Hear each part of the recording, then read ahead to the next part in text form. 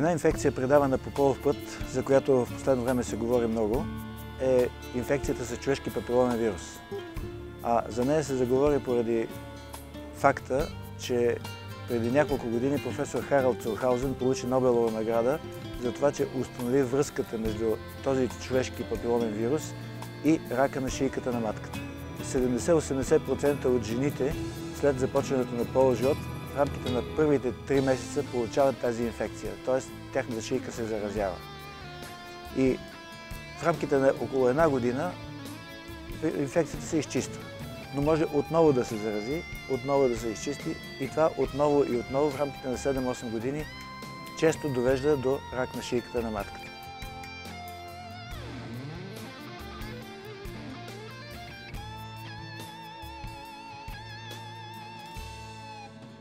Човешките папиломни вируси образуват група от над 100 свързани вируси, които заразяват хора. Повечето от тях причиняват кожни брадавици на ръцете или краката. Около 40 вида папиломни вируси инфектират гениталиите, външните полови органи. Тези папиломни вируси причиняват повечето полово-предавени инфекции, заболявания, които се предават от един на друг човек по полов път. Някои от тях са нискорискови и могат да причинят само брадавици на гениталите при мъжете и жените. Понякога причиняват и брадавици в устата и гърлото. Други вируси са високорискови и могат да причинят рак на маточната шийка.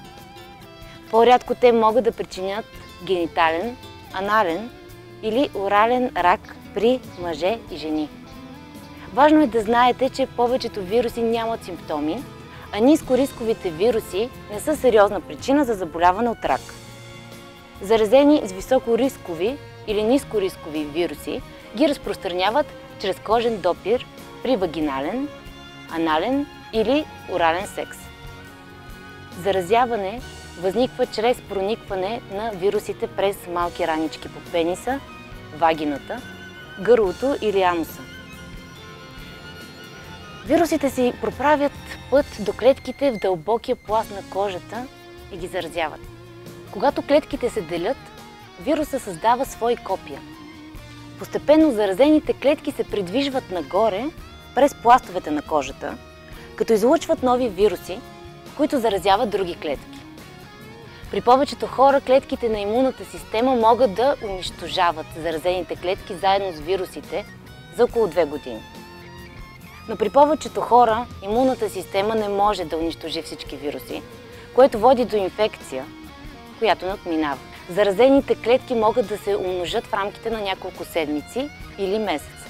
Ако са заразени с ниско рискови вируси, те започват да образуват брадавици около гениталиите.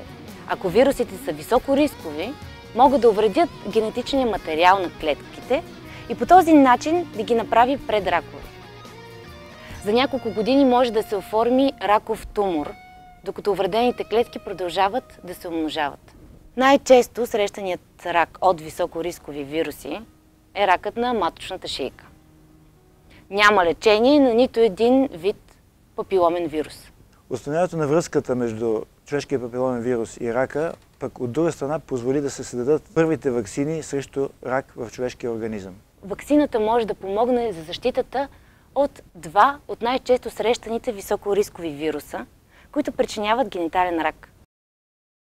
Ваксината помага и срещу 2 от най-често срещаните ниско рискови вируса, които причиняват генитални брадавици. За най-добра защита девойките и младежите в предпубертетна възраст трябва да получат 3 дози от ваксината в продължение на 3 месеца, преди да са започнали да общуват полово.